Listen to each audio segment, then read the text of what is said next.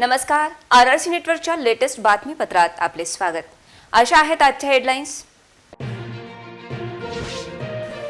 Headlines प्रस्तुत करता the smart electronics mall, MV sales, Kholeshwar road, Akola.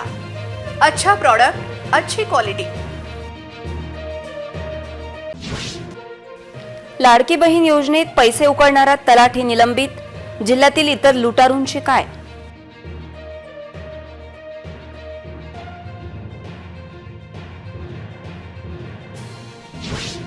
शाळा, कोचिंग क्लास, महाविद्यालयाबाहेर तंबाखूजन्य पान टपऱ्या, महापालिका फूड अँड ड्रग्सचे दुर्लक्ष, पोलीस करतील काय कारवाई? महापालिकेतील जन्म मृत्यूचे दाखले मिळणे झाले सुरू, लाडकी बहीण योजनेमुळे महिलांच्या रांगा मात्र कायम। देशमुख महिला मंडळाची मासिक सभा संपन्न, यशवंत गुणवंत विद्यार्थ्यांचा केला गेला सत्कार। वाईन शॉप बार चालकांच्या आंदोलनानंतर कारवाईचा देखावा, राज्य उत्पादन शुल्क विभागाची तपासणी गोपनीय। आता सविस्तर बातम्या। मुख्यमंत्री लाडकी बहीण योजनेत महिलांकडून पैसे घेणाऱ्या उमरी येथील तलाठी राजेश शेळके यांना निलंबित करण्यात आले। याविषयीची ऑर्डर उपविभागीय अधिकारी डॉक्टर शरद जावडे यांनी काढल्याची माहिती प्राप्त झाली आहे।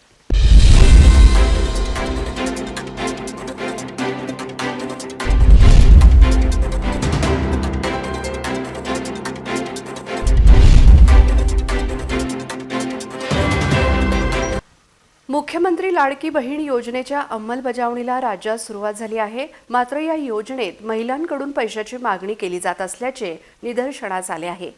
मुख्यमंत्री लाडकी बहीण योजनेत महिलांकडून पैशाची मागणी करणाऱ्या अधिकाऱ्यांवर थेट निलंबन किंवा गुन्हा दाखल करण्यात येईल, असा इशारा मुख्यमंत्री एकनाथ शिंदे यांनी दिला आहे। मुख्यमंत्री लाडकी बहीण योजनेत तलाठी पैसे घेत असल्याचा व्हिडिओ व्हायरल झाला आणि त्याची गंभीर दखल राज्य सरकारने घेतली। राज्यात महिलांची लूट करणारे अधिकारी, तलाठी यांच्यावर कडक कारवाईचे आदेश मुख्यमंत्र्यांनी दिले। इतकेच नाही तर सेतू केंद्र, जन्ममृत्यू दाखला केंद्र, पुरवठा विभागात महिलांना दाखले काढताना काही त्रास किंवा पैसे उकळल्या गेल्यास कारवाईचे आदेश मुख्यमंत्र्यांनी दिले आहे। अकोल्यातील कारवाईविषयी उपविभागीय अधिकारी यांनी आरआरसी न्यूजला दिलेल्या माहितीनुसार तलाठी राजेश शेळके याला निलंबित करण्यात आले आहे।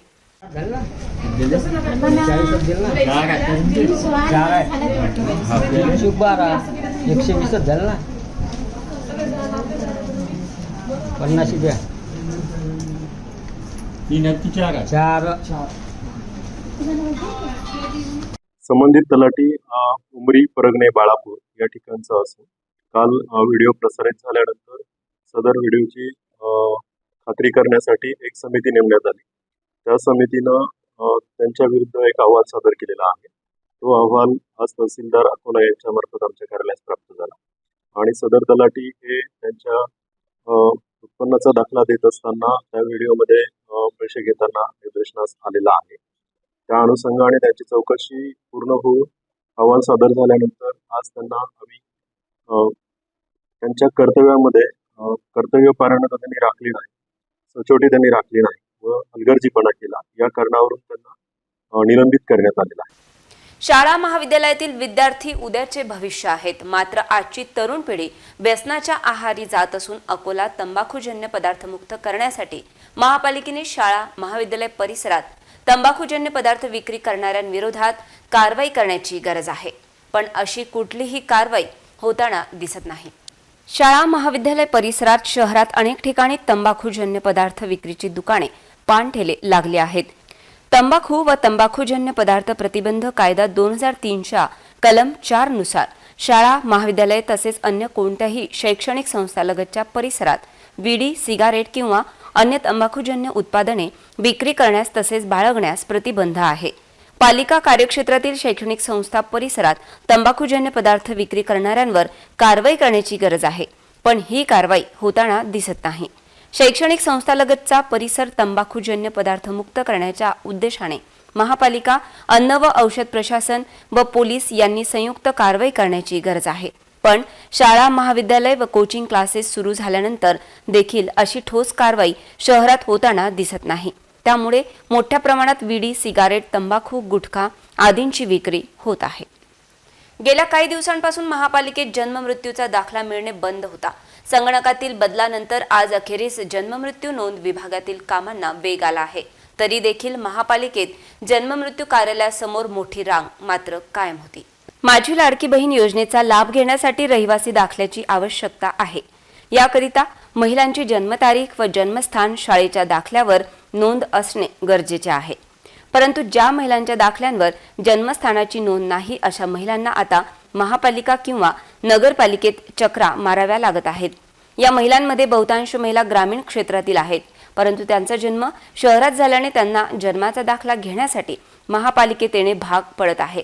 इथे एवढी गर्दी आहे की एक महिला जेव्हा सकाळी 11 वाजता लाईनमध्ये उभी राहते तेव्हा दुपारचे 4 वाजल्यानंतरही जन्माचा दाखला तिला मिळेल की नाही याची कुठलीही गॅरंटी नाही. अशातच महापालिकेची जन्म दाखला देणाऱ्या वेबसाईटमध्ये काही तांत्रिक अडचण आल्याने ही वेबसाईट ठप्प पडली आहे. त्यामुळे महिलांना वेळेवर जन्म दाखला मिळत नसल्याच्या तक्रारी पुढे येत आहेत.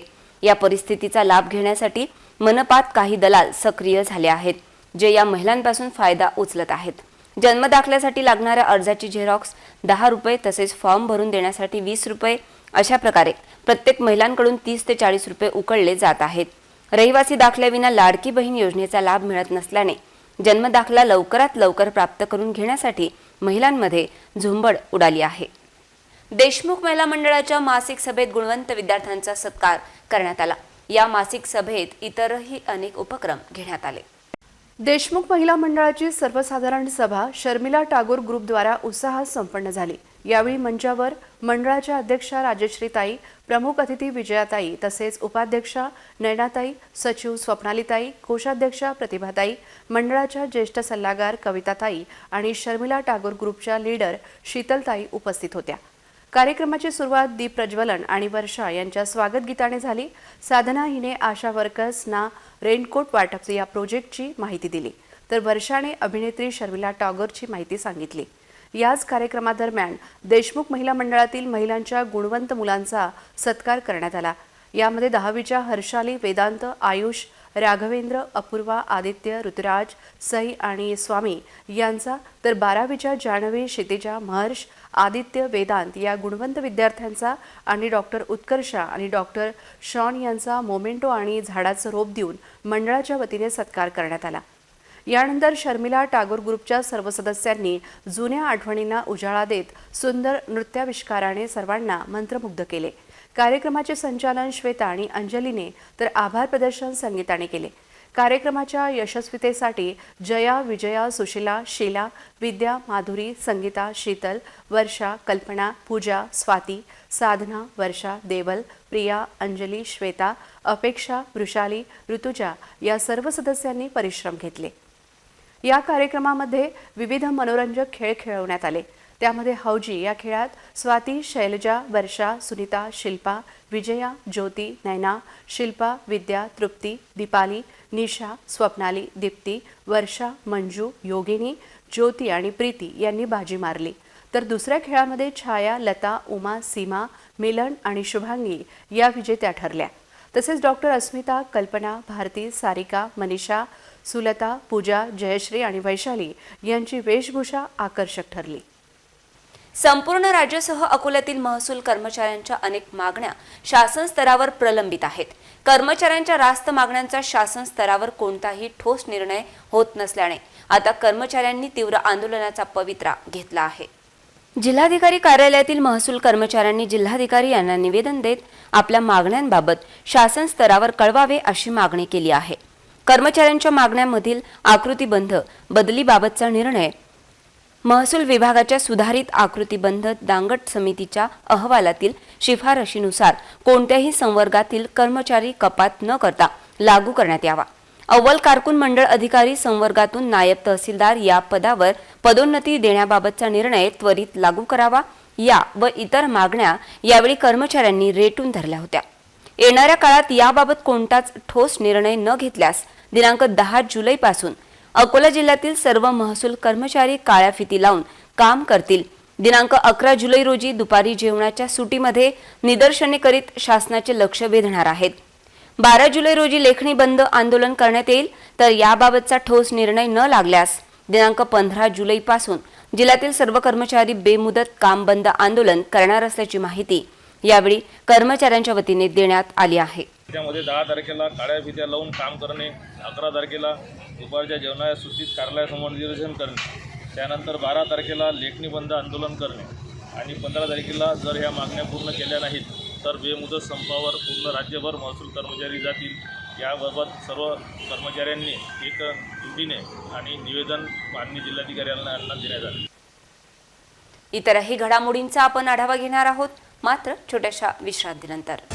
सर्वात आधी फक्त दैनिक सिटी न्यूज सुपरफास्ट मध्ये अनधिकृत शाळांवर शिक्षण विभाग मेहरबान. मान्यता नसताना शाळेत हजारो विद्यार्थ्यांच्या ऍडमिशन कशा? शेकडो विद्यार्थ्यांच्या भविष्यासोबत होतो खेळ. नारायणाला कागदोपत्री नोटीस, कारवाई का नाही? सिटी न्यूज सुपरफास्ट RRC न्यूजच्या बातमीचा दणका. अनधिकृत नारायणा स्कूल संदर्भात शिक्षणाधिकाऱ्यांचा मोठा आदेश. नारायणा ई टेक्नो स्कूल 7 दिवसात बंद करा. सर्वात आधी दैनिक सिटी न्यूज सुपरफास्ट आणि RRC न्यूजने ब्रेक केली ही न्यूज. प्रत्येक बातमीचं सडेतोड विश्लेषण. नियमित वाचा आपल्या परिसरातील घडामोडी. निर्भीड आणि निष्पक्ष असे दैनिक सिटी न्यूज सुपरफास्ट मध्ये.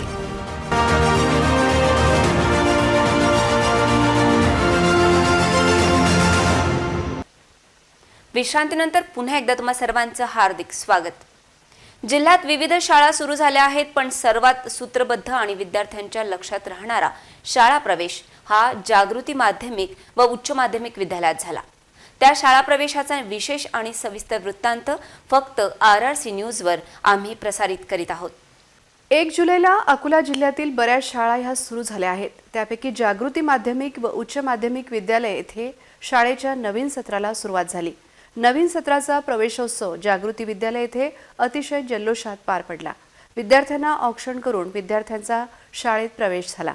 जागृती शिक्षण प्रसारक संस्थेचे सचिव ॲडव्होकेट श्रीयुत विलास वखरे यांच्या उपस्थितीत विद्यार्थ्यांना पुस्तकाचे वाटप करून तसेच फूल देऊन त्यांचे स्वागत केले गेले. विद्यार्थ्यांमध्ये नवचैतन्य निर्माण करण्यासाठी छोटा भीम व डोरेमॉन यांच्या वेशभूषेतील विद्यार्थ्यांनी सर्व विद्यार्थ्यांसोबत हस्तांदोलन करीत सर्व शिक्षकांनी विद्यार्थ्यांवरती फूल उधळून विद्यार्थ्यांचे स्वागत केले. शाळेच्या नवीन सत्राची सुरुवात वृक्षारोपणाने करण्यात आली. कार्यक्रमात शाळेच्या मुख्याध्यापिका कोळंबकर, उपमुख्याध्यापक हिंगे, पर्यवेक्षिका गणगे, सर्व विभागातील शिक्षक, शिक्षिका, सर्व शिक्षकेतर कर्मचारी तसेच पालक वर्ग उपस्थित होते. सदर कार्यक्रमाचे संचालन भोपळे सर यांनी केले. माझी मुलगी 7व्या वर्गात या शाळेत शिकत आहे, जागृती विद्यालय. मला सांगायला खूप आनंद होतो की आतापर्यंत वर्षामध्ये तिने कधीही मला असं म्हटलेलं नाही आहे की मी शाळेत जात नाही, पण ती कधीही उत्साहानेच शाळेमध्ये येत असतं. पण यावरून मला एकच कळतं की इथले शिक्षक किती काळजी घेतात. एकदम सुंदर स्वागत झालेलं आहे आमचं. तर मला आनंद होतो की मी माझ्या मुलाला अशा चांगल्या शाळेत पाठवत आहे. मी जागृती विद्यालयाची विद्यार्थिनी आहे, याचा मला अभिमान आहे. आज 1 जुलै आपल्या शाळेचा पहिला दिवस. सन 2024-25 या प्रवेश उत्सवाचा उत्सव आज या ठिकाणी साजरा केलेला आहे. गेल्या 2 महिन्यापासून जवळपास शाळा ही बंद होती, म्हणजे साधारणतः 55 दिवस. आणि या शाळेमधलं खरं विद्यार्थी म्हणजे हे दैवत आहे, हे आज अगदी आम्हाला जाणवलं. कारण 2 महिने शाळा ही अगदी शांत झालेली होती. हे विद्येचं मंदिर अगदी निवांत झोपल्यासारखं झालं होतं. आणि आज आमचे हे दैवत आल्याबरोबर आम्ही आपले पुजारी अतिशय जागरूक झालेलो आहोत. छान आनंदामध्ये हा सोहळा पार पडलेला आहे. सगळे विद्यार्थी अतिशय आनंदी आहेत आणि आम्हाला सर्व शिक्षकांनाही माझ्या समवेत अतिशय आनंद झालेला आहे की हे सत्र आम्ही पुन्हा आनंदाने आमच्या विद्यार्थ्यांसोबत व्यतीत करणार. विद्यार्थ्यांचा सर्वांगीण विकास करण्यासाठी आमचे हे नितांत प्रयत्न राहतील. सर्व नव प्रवेशित विद्यार्थ्यांचं मी या ठिकाणी स्वागत करते. जिल्हा विधी सेवा प्राधिकरणाच्या प्रयत्नांनी तेल्हारा येथे मामाकडे राहणाऱ्या 2 मुलांच्या शिक्षणाचा मार्ग सुकर झाला आहे. प्रमुख जिल्हा व सत्र न्यायाधीश RS तिवारी यांच्या मार्गदर्शनात विधी सेवा प्राधिकरणाने ही कार्यवाही केली. जळगाव जामोद येथील 2 भावंडांच्या आईवडिलात कौटुंबिक कलह सुरू झाला. ही मुले त्यावेळी जळगाव जामोद येथे शिक्षण घेत होती. पुढे मुले तेल्हारा येथे मामाकडे राहू लागली. दुर्दैवाने त्यांच्या आईचे निधन झाले. त्यानंतर मुलांना तेल्हारा येथील शाळेतच शिक्षण घेण्याची इच्छा होती, मात्र त्यांच्या वडिलांचा विरोध होता. जळगाव जामोद येथील शाळेनेही सहकार्य करण्यास नकार दिला. यानंतर विधिज्ञ VJ भांबेरे यांनी हे प्रकरण विधी सेवा प्राधिकरणाकडे आणले. मुलांची तेल्हारा येथे मामाकडे शिक्षणाची इच्छा पाहून प्राधिकरणाकडून जळगाव जामोद येथील शाळा व मुलाच्या वडिलांना नोटीस काढली. शिक्षणाधिकारी सुचेता पाटेकर यांच्याशीही चर्चा करण्यात आली. प्रतिनिधीमार्फत मुलाच्या वडिलांचे समुपदेशन करण्यात आले. मुलांचे शैक्षणिक वर्ष वाया जाऊ नये म्हणून प्राधिकरणाने मध्यस्थीची भूमिका बजावली. अखेर वडिलांनी संमती दर्शवली आणि दोन्ही मुलांना तेल्हारा येथील शाळेत प्रवेश मिळाला. मध्यस्थी केंद्रात मुक्तपणे संवाद साधता येतो. वादाचे कारण, परिस्थिती, परिणामाची जाणीव करून दिली जाते. आपसातील वाद न्यायालयात जाण्यापूर्वीच मध्यस्थी केंद्रात मिटविण्याचे आवाहन प्राधिकरणाचे सचिव योगेश पैठणकर यांनी केले. महान पातूर रोडने तुम्ही प्रवास केला तर थेट डॉक्टरकडे कंबरदुखीचे औषध घ्यावे लागते. हा रस्ता दुरुस्त करण्यासाठी जनुना गावातील ग्रामस्थांनी आंदोलनात्मक पवित्रा घेत आज खड्ड्यात आंदोलन केले. अकोला जिल्ह्यातील बार्शी टाकळी तालुका अंतर्गत येत असलेल्या जनुना गावाला जोडणाऱ्या महान ते पातूर या मुख्य रस्त्याची अनेक वर्षांपासून दयनीय अवस्था झाली आहे. या रस्त्यावरून ये जा करणाऱ्या नागरिकांचे अनेकदा अपघात सुद्धा झाले आहेत. याबाबत स्थानिक लोकप्रतिनिधींकडे गावकऱ्यांनी अनेकदा निवेदन देत आपल्या समस्या मांडल्या, परंतु लोकप्रतिनिधींनी कोणतीच उपाययोजना न केल्याने अखेर गावकऱ्यांनी आंदोलन सुरू केले आहे. या भागातील रस्त्याचे काम त्वरित करावे या मागणीसाठी जनुना येथील गावकऱ्यांनी अनोखा आंदोलन करीत प्रशासनाचे लक्ष वेधण्याचा प्रयत्न केला. गावातील युवकांनी या रस्त्यावर खड्डा खोदून त्यामध्ये स्वतःला गाडून घेत अनोखे आंदोलन केले आहे. जोपर्यंत गावातील रस्त्याचे काम सुरू होत नाही तोपर्यंत आंदोलन सुरू ठेवणार असल्याची माहिती आंदोलनकर्ते युवकांनी दिली आहे. शासनाने याबाबत गांभीर्याने दखल घेत रस्त्याचे काम त्वरित करावे अशी मागणी गावकऱ्यांच्या वतीने करण्यात आली आहे. नंतर 7 महिन्या अगोदर इथल्या स्थानिक आमदारांनी इथे फलक लावले व या रस्त्याचं उद्घाटन झालं आणि त्वरित काम चालू होईल असं घोषित केलं. पण गेल्या 7 महिन्यापासून या रस्त्याचा एक मीठही हल्लेली नाही किंवा कुठेही सिमेंटचा एक डागही पडलेला नाही. अतिशय तुम्ही या रस्त्याने येऊन बघाल तर खूप मोठमोठे गड्डे इथे पडलेले आहेत. तुम्ही बघत असाल माझ्या बाजूने इथे 2 नागरिक आहे. एक मुलगा आहे की जो शाळेत जाताना सायकलमुळे रस्ता खराब असल्यामुळे पडला होता, त्याचा हात फ्रॅक्चर आहे. ते दादा आहेत की जे स्वतः गाडीवरनं पडले. तर अशा प्रकारे आम्ही किती दिवस आणि का म्हणून त्रास सहन करावा. गड्डा या रस्त्यामध्ये होता, त्यात स्वतःला बुजून घेतलाय आणि जोपर्यंत स्थानिक प्रशासन येत नाही व आम्हाला लिखित स्वरूपात हा रस्ता चालू कधी होणार हे सांगत नाही तोपर्यंत आम्ही आमचं आंदोलन करत आहोत. अल्पवयीन गायत्रीला फूस लावून पळवून नेल्यानंतर मुलीच्या शोधात भटकत असलेल्या परिवाराला न्याय मिळेल काय अशी विचारणा होत आहे. चित्तलवाडीच्या अल्पवयीन गायत्रीचा शोध अकोला पोलीस लावतील काय अशी विचारणा तिच्या पालकांनी केली आहे. जून महिन्यात फूस लावून पळवून नेलेल्या गायत्रीच्या शोधाची मागणी तिच्या पालकांनी केली आहे. गायत्री ही अल्पवयीन असून तिच्या जीवाची काळजी मातापित्यांना लागली आहे. बुलढाणा जिल्ह्यातील विशाल वानखडे याने मुलीला फूस लावून पळवून नेल्याची तक्रार पालकांनी केली आहे. गायत्रीला पळवून लावण्यासाठी काहींनी मदत केल्याचा आरोप पालकांचा आहे.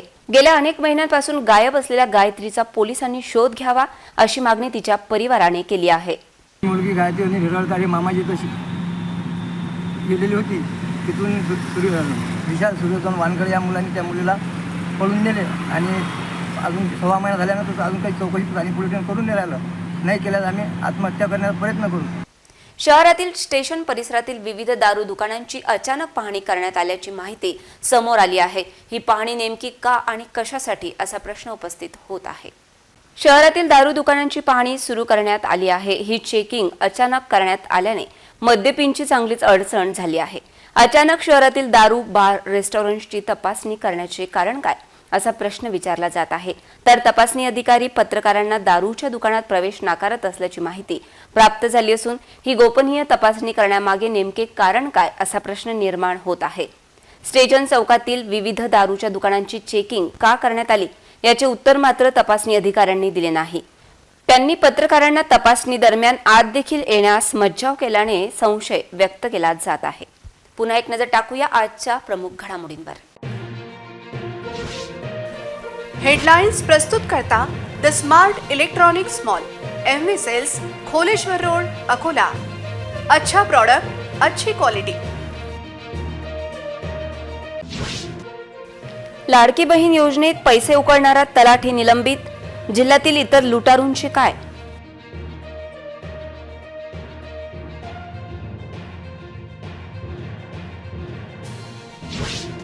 शाळा, कोचिंग क्लास, महाविद्यालयाबाहेर तंबाखूजन्य पान टपऱ्या.